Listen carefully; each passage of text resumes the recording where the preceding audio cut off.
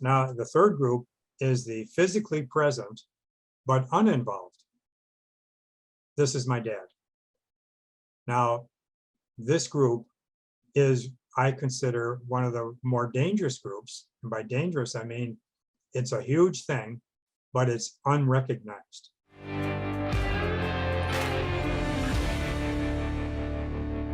Well, welcome to the True Man Podcast. You know, I'm thrilled you're here to spend time with us. As a men's life coach, I spend a lot of time around men, both one-on-one and in groups, at retreats and various other things.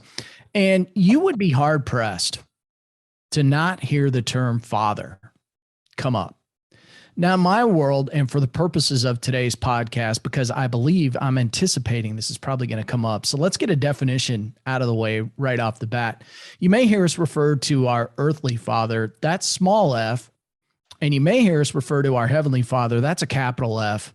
Either way, there are a lot of guys that don't have the quality of relationship they would like with one or maybe even both of these fathers.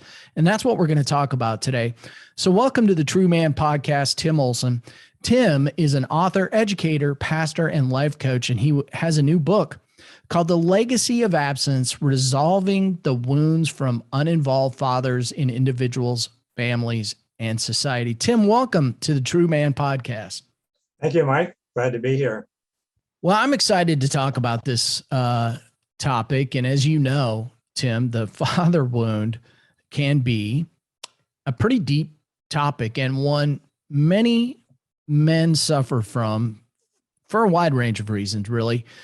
But what caused you, I'm curious, to go poking around enough to decide to write a book about this?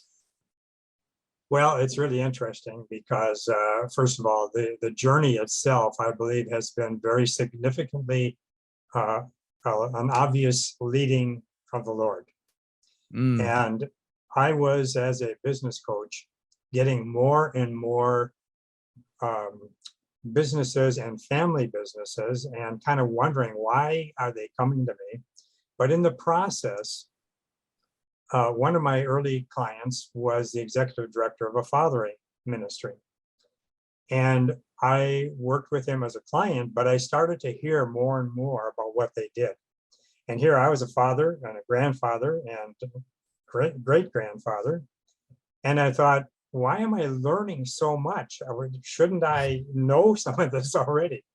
And it just blew me away. And I gradually became one of the presenters and learned a lot. And this applied then to my clients who were these business owners or managers, leaders in businesses. Yeah. And what I noticed was that when we focused on the relationship issues between them and their fathers or them and their sons and daughters, the business issues almost always took care of themselves or required very little extra work. Yeah. And so with both business clients and personal clients, not focusing on business, I started asking them to tell me, explain to me one thing.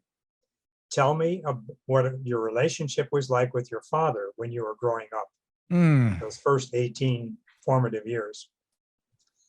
And that is what solved the issues. Now, they weren't open to that, and it was a shock. Yeah. In fact, the first chapter of my book, I started telling that story. By the way, I first wrote my book as a business book because that was the whole environment that I was learning this material and applying it. And my editor said, this has such a wide range of application. Maybe you should rate that your second book and write it for more general for the first one. So that's what I did. But I do have a lot of stories and a lot of references to business settings in there.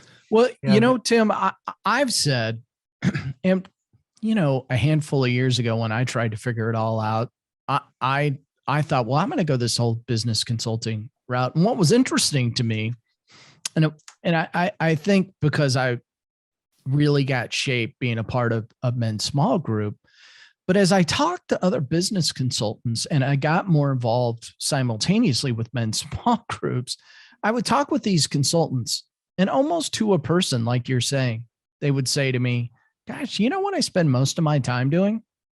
Life coaching. Yeah. And the more I got around the men's small groups, I was like, well, these people don't need another system that works in their business. They have all the systems they need that works in their business. Right. It's them that needs a system. And so, that's really when I decided to plant the flag for men and go down, that life coaching route, because I found the same thing, and it fascinated me. Right. So in the first chapter, I have the story about one of my clients, and he had several failed businesses. They were successful, but then somehow they failed. And he had at least 2 marriages that were gone, and he was working on his third. And so he came to me and he said, I've had all these issues, and I just don't understand what's going on. So tell me what to do. I'll do whatever you tell me.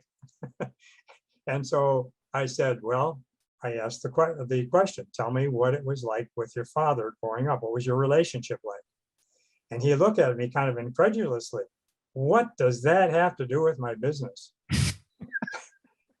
And I said, well, just humor me. So he was quiet for a little while and thinking, and then he started to talk. And as he started, the tears started running down his face. Yep. And pretty soon he was crying pretty hard, and pretty soon he was just doing these shoulder shaking sounds. So obviously it had something to do with his business. And one of the statements he made was, my father always told me that whatever I did was never good enough to please him. Yeah. That's a very common story. Yeah. And so he connected the dots himself. He realized that his businesses were failing because he was always given the message that he was not good enough to be successful. And so he was actually self-sabotaging these businesses. He didn't know how to handle success. Right. And it just demonstrates how the messages we get from our father just come into our lives and make us who we are. And not only that, but as I've studied this whole issue, I realized that our fathers get that from their fathers. Right. And they get it from their fathers. Right. And it's handed down like a rite of passage. Right. And Richard Yeah. Rohr makes a statement that we will never change any of those things, or if we don't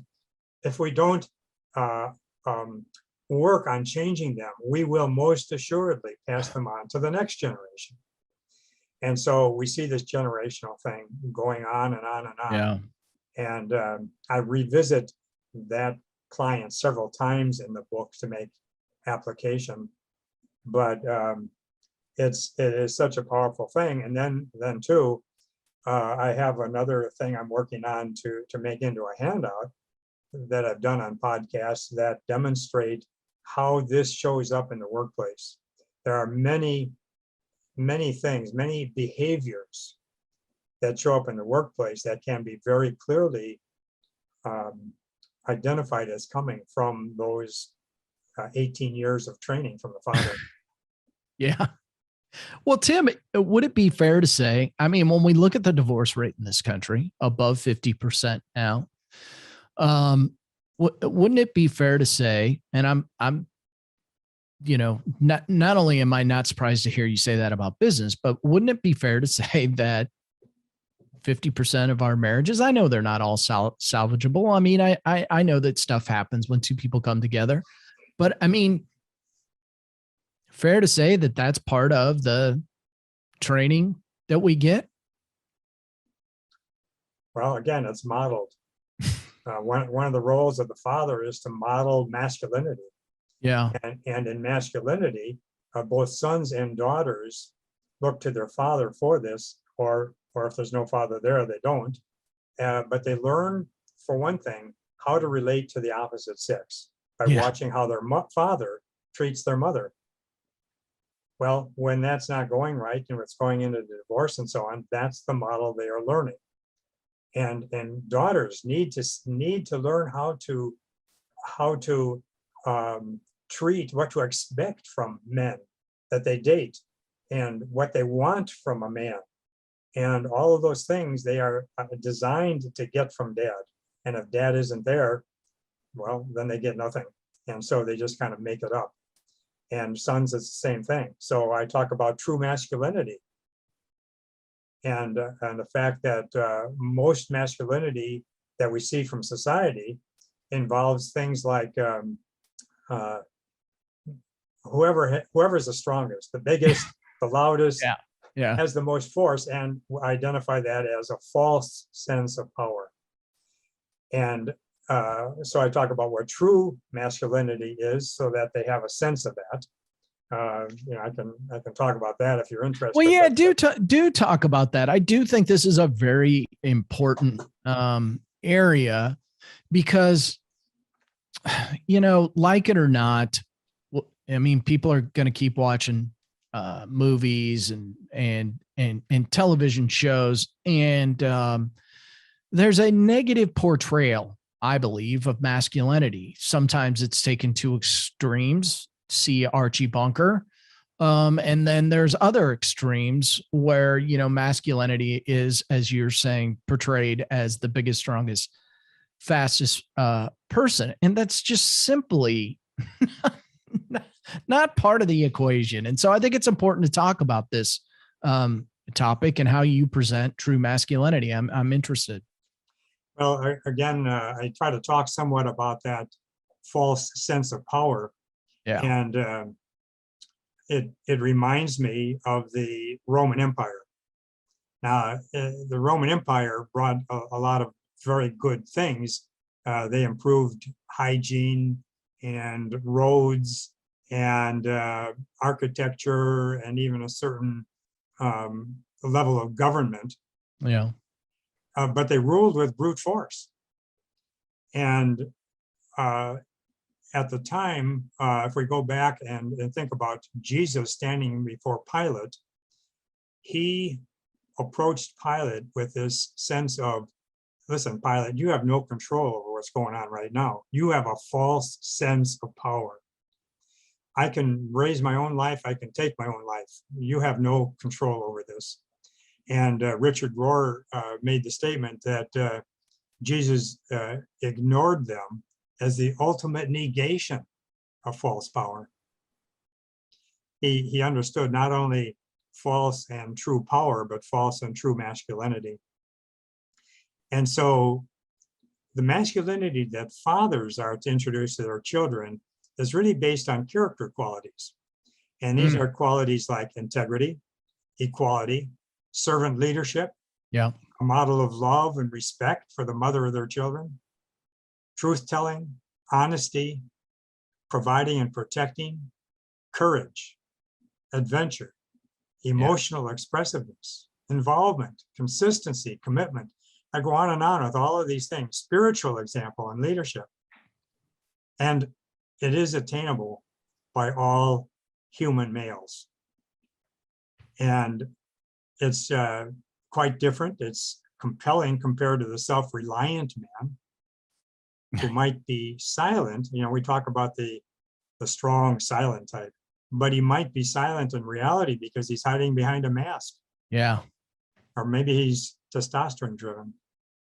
And so masculinity is about becoming a man. It's about understanding one's identity, because from the father we get basically our sense of self-esteem, confidence, maturity, and most importantly, identity. And identity is primarily about knowing that we are accepted, we are included. So the best words that sons and daughters can hear from dad is, I love you and you are mine. You belong. You are part of the family. And again, the model for that is Jesus at his baptism. You might remember that there was this voice that came from heaven.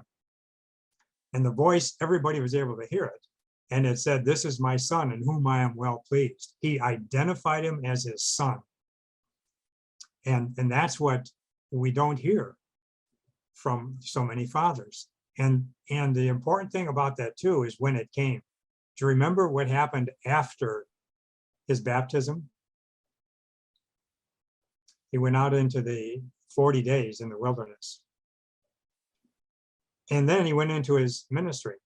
So my point is that he heard those very powerful words from his father before he had to go out and prove himself. So often we say, well, you go out to work or you go to school and get good grades, or you go to work and show how well you can do, and then you'll be loved. Our love is based on performance. Performance. Yeah. Yeah. And Jesus flip-flopped that, and God flip-flopped that. And his father told him before he had to prove himself that he loved him, that he was his son. Powerful story. Yeah, it really is. That's kind of part of my story, just that performance driven Christianity. But and it'll get you into trouble. I'm kind of curious. You brought up so much good stuff there. This whole idea, I'm just getting back from a fresh weekend men's retreat. And so this whole idea around identity, boy, did that strikes a nerve for a lot of guys, because when you get involved in men's ministry, that is a big topic. And it feels like something that, well, either I missed it in church or it wasn't presented in a very masculine way. I don't, I don't know. I mean, talk about that world of identity that we get trapped in, maybe because, it was likely the way we were brought up, or maybe it just was never addressed, by our fathers, because they just didn't know. Mm-hmm. You're right on all accounts. They didn't know. It is part of our society that they hear bombarded all the time, and it's also the modeling that we observed. So let me mention that I have grouped men into 4 observable categories. One is the father who we call present and involved, mm-hmm. and the present and involved father knows who his kids are, knows who their friends are, perhaps, knows how they're doing in school, knows how they're doing health-wise. My dad was a great dad. Everybody loved my dad, but he did not know those things about me. And so he doesn't really fit into this group. He was home all the time. He was a great husband, but he wasn't involved in our individual lives. But that's the first group, and it's not a very big group. The second group is what I call the physically absent but involved. So he's gone. He may have gotten divorced, kicked out, picked up and left, whatever it is. He's not there, but he is still actively involved with the kids. And he does things with them, he connects with them, and so on. And hopefully, he also supports their mother. Mm-hmm. And in our fathering ministry, one of the lessons is your child's mother, and we teach the men how important this is and how to go about doing it. Now, the third group is the physically present but uninvolved. This is my dad.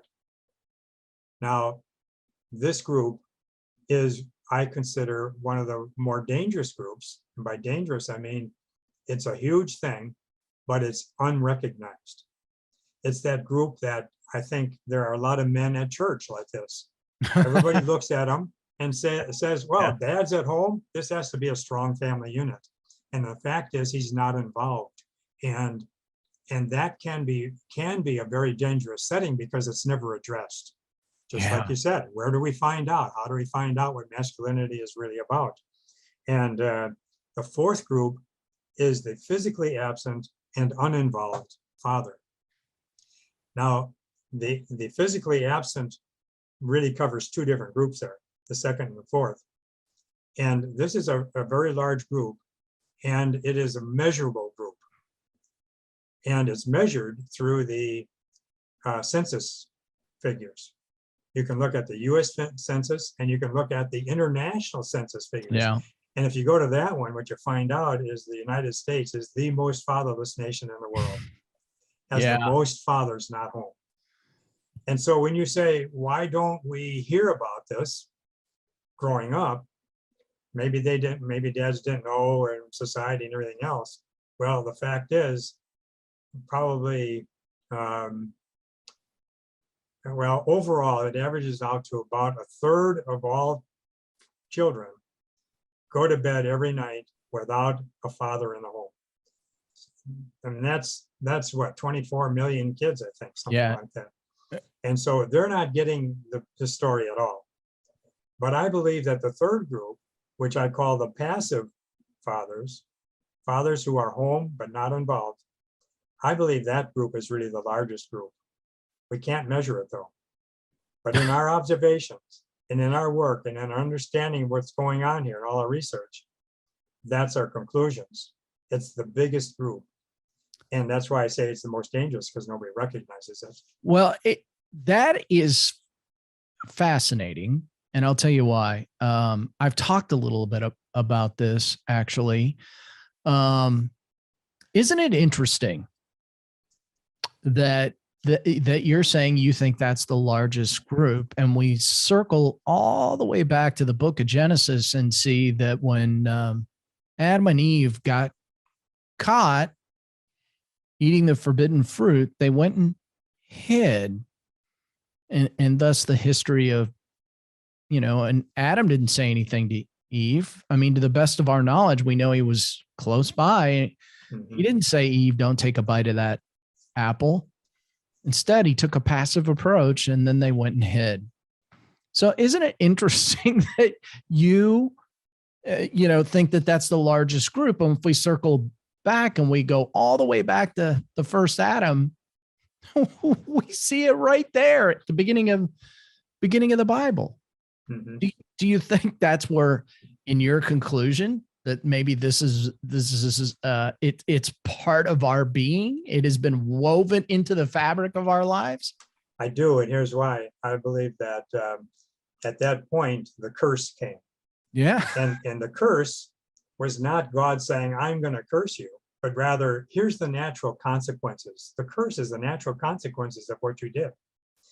And the curse said that the man will rule over the woman, and the woman will how does it say, will desire him. Well, that does not mean, honey, I want you. I desire you. I love you. It means I want your position. I want to rule. And so Adam and Eve originally had a relationship that was very much like this. They were together. Yeah. But at this point now, they're like this. They're butting heads from then on. And he spends the rest of the Old Testament trying to resolve this in various ways. And he ends up with the Old Testament in Malachi saying, when Elijah comes, and it's hard to know exactly if that means Jesus or John the Baptist or Elijah himself, he will turn the hearts of the fathers to their children and the hearts of the children to their fathers, or I will visit the earth with a curse. And after all of this research is done, and theologians and everybody else, what we believe the curse is fatherlessness. Wow. That's how big this is. I've never looked at it from that perspective. Little truth bomb here on the True Man podcast. Well, so the question is, because I've looked at this, and it is, oh man, the numbers of fatherlessness that are in this country it is so bad, and it's particularly bad in the poor and minority communities. That's just the way the statistics are. Mm-hmm. So that in and of itself is bad. It's a problem. How do we break this curse, so to speak? If we've got a couple of groups here that are not exactly present or involved in not just their kids, I'm going to say the family structure in the way that they need to be. And it's pretty clear It's going on. I mean, all the statistics are out there. They're not good. They're not good. They're getting worse. Yeah. What can we do? What can we do to get men's attention and win their heart back? The first thing, my first response is not to sound negative about this, but I really believe that it will continue to grow and grow. The negative side of this will get worse and worse. It's part Why of do the you think way. that is? I think it's leading to the ultimate demise of the world and the second coming. I think that this is so significant. It is as the curse. I believe that it will end up in our total destruction of the world. And at the same time, I say, yes, we can and need to still do it. It reminds me of the old starfish story. Maybe you remember, where all these starfishes are washed up on the shore. Yeah. Guy walks along and he picks one up and throws it back in, picks another. And there are thousands of them there. And the guy Right. comes along and says, well, what are you doing? It'll never make a difference. Picks up another one, throws it in, and says it makes a difference to that one. Right. And right. so that's my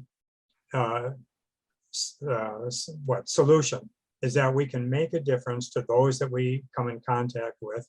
And in our ministry, for instance, we have one branch that deals with Black urban fathers of preschool children. Now that's a very small niche, but it's a big number, though. Yeah, it's years a big ago, number. We met with the superintendent of schools of Minneapolis School District, a big district, and he told us, if the children come to us for school, for kindergarten, and they do not have an involved father or grandfather, they are already lost to us. Oh, wow. So we focus on preschool children fathers, and it makes a huge difference. And we have a Black employee who works with them. We work with a number of Damascus Way, and we work with Adult and Teen Challenge. We work with many organizations that help the fragile part of society, the men, the women, the families that are hurting. And we work with first-time dads at the hospital and through the prenatal classes. We have the men sign up for a 6-week series of classes. And we set up a very similar organization in Ukraine. I've been to Ukraine 12 times to work with the men over there. And they have done a fantastic job of, when we've turned this over now and handed it to them, they have grown like crazy and have made a tremendous impact on the entire country over there. Well, since you brought that up, now correct me if I'm wrong. I think I've heard this. Now, in Ukraine, don't they have like a highest percentage of orphans in the world or something like? Well, I don't know about that, but I know they have a lot. And I briefly discussed some of the history of Ukraine in my book, because starting with socialism and communism back in with the First World War, 1917, 1919 or so, Ukraine had been free from another country rule for only a few years. Before that, they'd been under somebody else's rule for at least 500 years. Yeah. And then they come under communism, and Engels and Karl Marx, they believed that if you get the father out of the home, you control the masses. And Stalin picked up on that too. And but Karl Marx and Engels, they didn't even want the father involved at all. Stalin said, keep them together, but put them into these big high rises. And he's the one that pushed this whole idea of telling on your neighbors, and children telling on their fathers and mothers if they're not holding by the party line, and all this sort of thing. And what they did is they forced the fathers, they emasculated them. They took away their role as father, head of the household, the role of husband, all those things. And their job was to simply procreate and turn over their money from working. And the children were wards of the state, and the mother had the job of raising them. And so I believe for a while, even the word father was taken out of the Russian dictionary. I believe it's there now and in Ukraine. But when we would go to Ukraine, we would meet, let's say, with university students. And often they would be going into, what do you call it, working with families and so on. I'm not thinking of the term right now. It'll come to me, but these were students who were going to be out there helping fathers and mothers and families become families. But they were coming from this background of not understanding. So there might be 100, 150 students in the class, and we would draw this circle on the board. And we would say, if this represents the family, where's the mother? They would almost all say at once, right in the middle. So we'd put an X in the middle. Okay, very good. Where's the father? There's dead silence. And it's just like it went right over the head. They did not understand the concept that the father was a part of this family circle. That's how far removed it was. And we said, all right, how about, in fact, they said that out loud. They would say, a few of them, he's not in the family. And so we said, how about if we put an X on the line around the circle, like Sputnik, circling the family? And they said, yeah, okay, that works. So then we would explain about the role of the father and the role of the mother and how this affects children and so on. By the halfway through the class, we'd go for an hour and a half. That's how long we were supposed to go. And the bell would ring. Some of them were supposed to get up or not. And every time the administrators would stand up and they would say, you can leave if you need to, but this is too important to ignore. So you may stay and you'll be okay. So they'd all sit back down again. We go for another hour and a half. And at the end, we would just review that circle real quickly. There's a circle, mother in the middle. Where's the father? And they would all say at once, just like they did for the mother, he's right in the middle. They got it. They understood it. And we see this making a significant difference. In fact, in 2007, I believe it was, the organization that we were starting and running there introduced a bill to their legislature to have an annual Father's Day. They said, we don't need another excuse for men to go out and get drunk. and we continued to promote this. And in 2000, I believe it was 19, the outgoing president signed it into law. And so they have a National Father's Day. We had already been doing it, having events, and they would send journalists from newspapers and magazines and radio and TV, and it was mobbed with these people. And they would see how significant this was, and we were promoting the father as involved. And every year it grew and grew, and we were in many oblisks. Oblisks are like counties. And Ukraine is actually just a little smaller, I think it is, in the state of Texas. Mm-hmm. So, it's not that big a place. It's the biggest country in size-wise in Europe, but it's still not all that big compared to what we have here. And so we've been doing these in several obelisks, and they're seeing the significant difference it's been making in the families and in the communities where they live, and in the men's involvement in church and in the society. And so finally they realized this and signed it into law. And we would meet in government offices very often, and in businesses and in prisons. And the response was always the same. They were just amazed by it. We would say, this is a faith-based program. They say, we don't care, we don't have anything else, bring it in. Wow. It's interesting that even Stalin knew what the devil knew, that if he got to the head of the family, he could steal, kill, and destroy, and cut the head off the snake, so to speak. Exactly. And it's highly unfortunate, but the parallels are there. So, I mean, if we know this is what's going on, how would you encourage men like me and just everyday guys to get involved? Maybe they're involved and present with their family. How can they help other men to walk alongside them and kind of understand better how to be the men that God's called us to be? Well, there are several things. For one thing, we talk about involvement being, or lack of involvement being the nemesis. Yeah. And so the obvious cure to uninvolvement is involvement. And men seem oblivious to, well, what does that mean? What can I do? Well, have you ever taken your son fishing or your daughter fishing or gone camping? Have you ever gone to McDonald's just for an ice cream or coffee and to talk? They have McDonald's there, and oh, okay, never thought of that. But here, the same thing.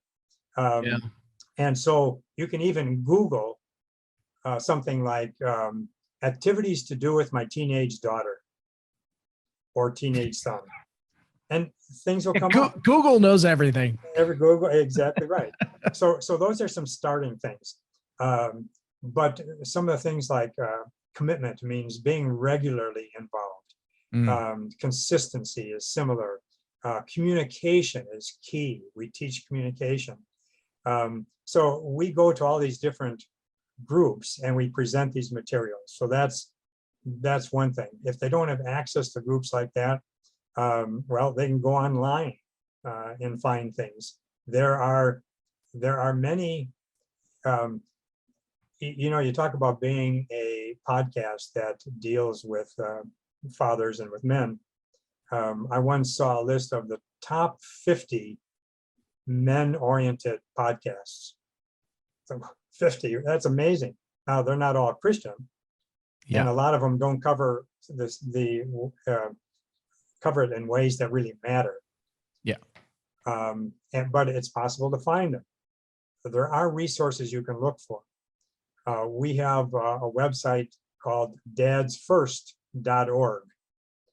That gives a lot of information. Now, it doesn't give as many tools to work with, but we're working on that. And Dad's First, by the way, a lot of people react and say, well, Dad's first, or why not Mom's first? Well, it's part of a statement that says Dad's first responsibility is to the family. So when they hear the whole thing, they say, oh, okay, that makes sense. They're okay with that. We don't want to offend anybody. Yeah. Right. And have them read my book.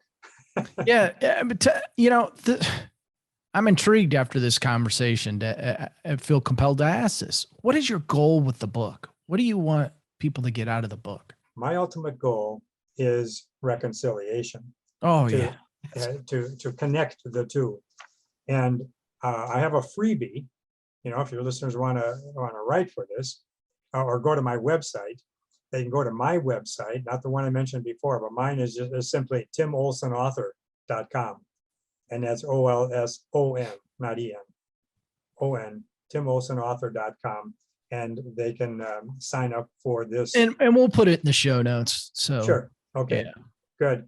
And that says reconciliation with your father, the whys, the benefits, and the excuses. And I give some coaching type questions with each of those they're more like action steps to take to move through the process. And then the actual steps of reconciliation are in my book.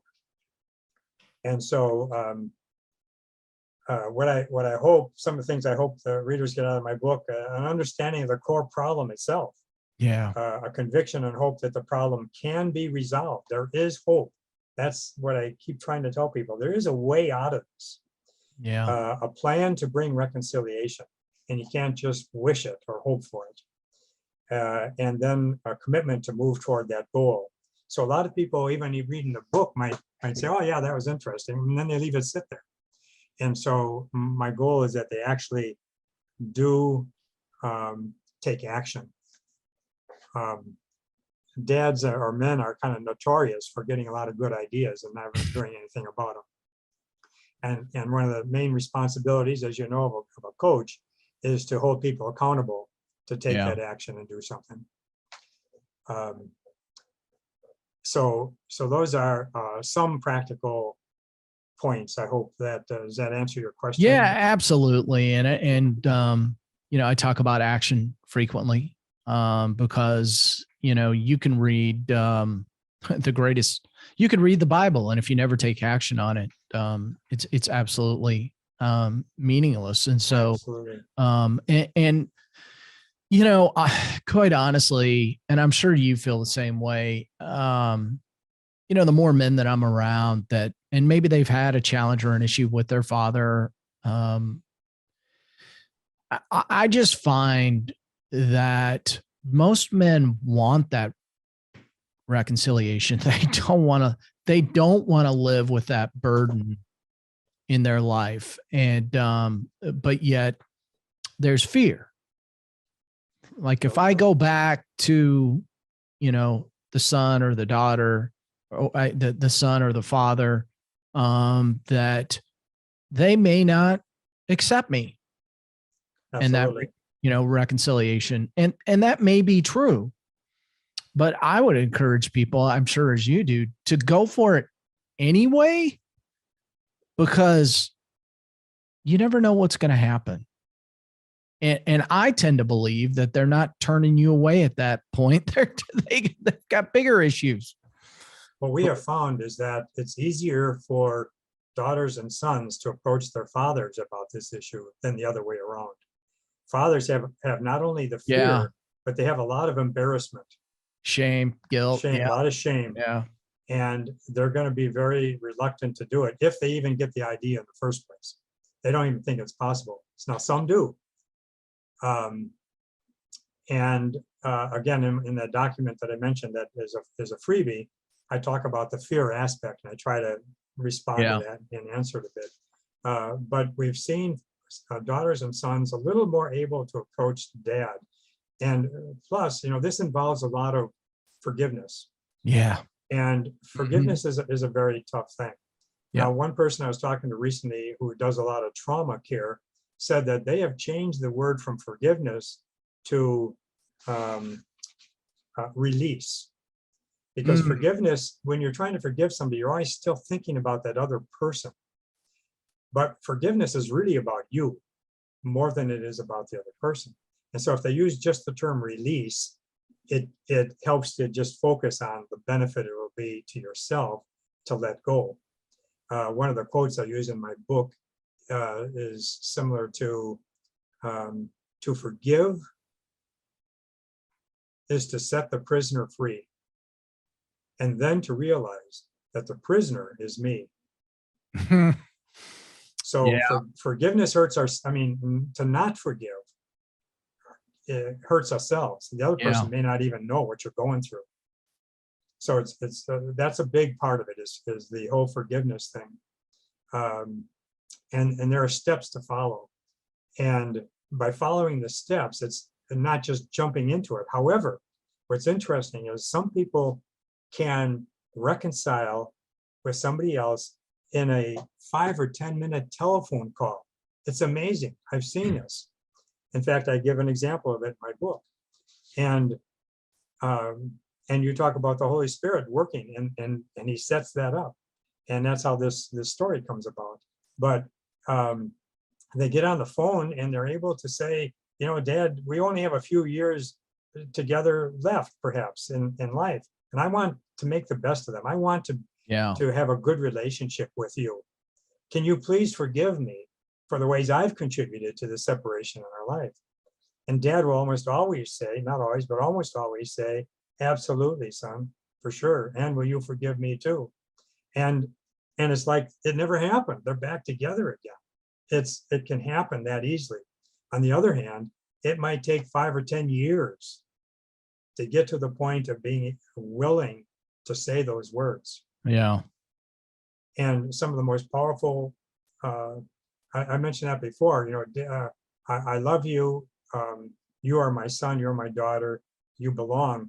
That I love you never goes away. I've been in groups, teaching men's groups, where I've said, by show of hands, how many of you have heard your father say to you, where you don't start it, they say it first, I love you? Usually it's about 5%, 5 hands out of 100. And in that story I told you in the first chapter, where I had this client, whose father was this way, I eventually asked him, what would be the words you would love to hear from your dad if there's nothing else that he said to you? And finally he said, I love you.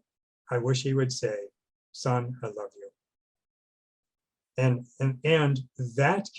that can be resolution, reconciliation in itself right there. It can happen that easily. For others, it takes a long time. Yeah. My hope for everybody is that if there's a challenge there, that they get that resolution in that way. I appreciate it now more than ever. I mean, even just hearing you say it made my heart sing. And that's a good spot to be in.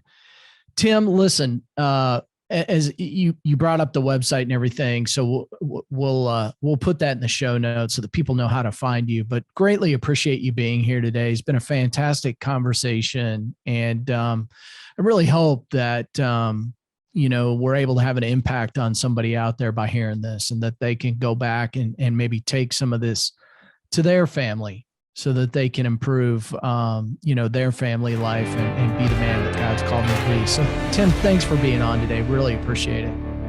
You're welcome. It's been my privilege. I've enjoyed it. All right. Thank you.